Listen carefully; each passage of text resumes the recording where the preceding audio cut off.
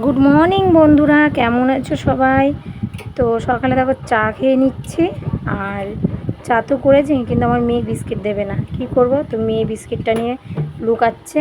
তো আমি বলছি বিস্কিট দাও, দেবে না। আর মেয়ের জন্য দিয়ে চিড়ে সিদ্ধ করেছিলাম।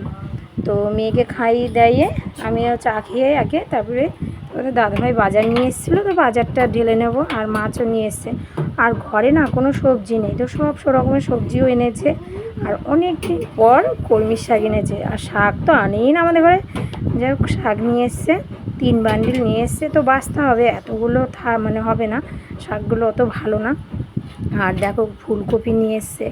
তো রান্না বসিয়ে দিয়েছি, এদিকে করছি কলমির শাক ভাজা। আর এইদিকে দেখো আমুদি মাছ সব মশলা কষিয়ে কাঁচা মাছটা ঢেলে দিয়েছে। আর এখন হালকা আছে, এই যে হালকা আছে হচ্ছে।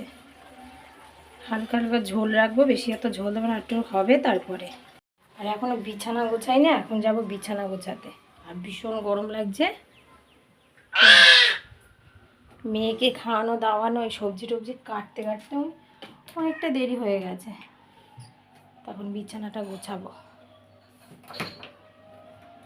গরম লাগছে খুব। আর মেয়ে তো সেই রকম জ্বালাচ্ছে, চলে এসছে। চলো, দেখো বিছানার অবস্থা, এখন বিছানাটা ঠিক করবো। তো বিছানা তো গোছাতে এসেছি। দেখো বিছানার মধ্যে কত জামা কাপড় থাকে আমার। আগে মেয়ের কাঁথাগুলো সব গুছিয়ে রেখে দিলাম, তারপরে খাটে সব গোছাবো। আর খাটের মানে আমাদের তো স্ট্যান্ড নেই, তাও ভাগ্যিস ভালো, স্ট্যান্ড থাকলে সব ঝোলানো থাকতো। এপাশে একটা চেয়ার আছে, চেয়ারের মধ্যে সব রেখে দেয়। কিন্তু আমার তো সব ভালো লাগে না যে চেয়ারে জামা কাপড় থাকবে, কিন্তু আমার ভালো দিয়ে কার কী আসে বলো। তো রেখে দেয় বাড়ির সবাই। তো সেইগুলো একটু গুছিয়ে নিয়েছি, তারপরে বিছানাটা ঠিকঠাক করে নিলাম আমাদেরটা। তারপরে দেখো শাশুড়িদের বিছানাটার কি অবস্থা। তো চলে এসছি এখন এই বিছানাটা গোছাতে। তো চলো বিছানাটা গুছিয়ে নিই। তো এই দেখো বিছানাটা গুছিয়েও নিলাম। আর দেখো কত সুন্দর থাকে বিছানাটা গোছালে। আর সুন্দর তো থাকবেই না, একেবারে সব আবার একটু পরই করে দেবে। আর এদিকে রান্না হয়ে গেছে কিছু। এই যে আমুদি মাছ এনেছে, আমুদি মাছের মাথাগুলো দেখো আমি রেখে দিয়েছি। আলু দিয়ে করব, আলু পেঁয়াজ আর লঙ্কাটা কেটে নিয়েছি। এদিকে কলমির শাক তো করেছি, কলমির শাকের ডাঁটিগুলো রেখে দিয়েছি, সেইগুলো দিয়ে ডাল দিয়ে করবো, জানো মুসুর ডাল দিয়ে খুব ভালো লাগে আমার খেতে। তো এখনও দুটো তরকারি রান্না করেছি, করে শ্বশুরের ভাত পাঠিয়ে দিয়েছি। আর এখন দুটো রান্না করব। তো এখন করছি ডাল করব। তো জিরে ফোড়ন দিয়েছি, শুকনো লঙ্কা ফোড়ন দিয়েছি, তেজপাতা আর পেঁয়াজটা কুচিয়ে ফোড়ন দিয়ে দিলাম। পেঁয়াজটা একটু ভেজে নিচ্ছি, তারপরে দিয়ে দেবো কলমির শাকে এই যে ডাঁটিগুলো একটু কুচিয়ে নিয়েছি, সেগুলো দিয়ে দিচ্ছি। এবার একটু লবণ দিয়ে না ভেজে নেব, লবণ হলুদ দিয়ে ভেজে নিয়ে তারপরে দেখো ডালগুলো হয়ে গেছে।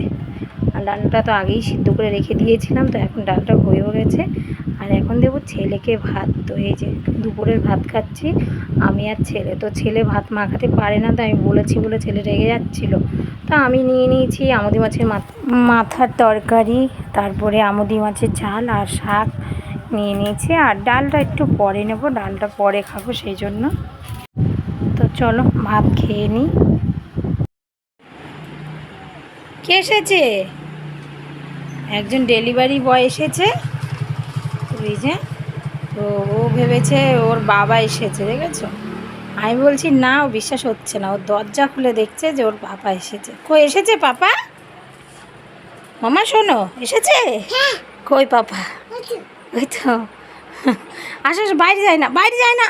দেখো দেখো সুযোগ পেয়েছে।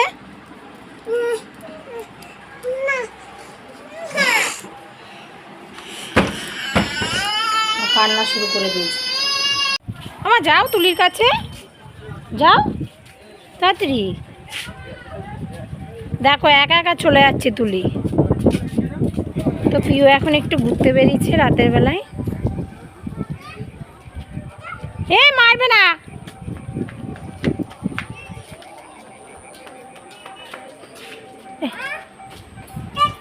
কেন মা? যা যা যা, দাদা ভাই আছে, দাদা ভাই।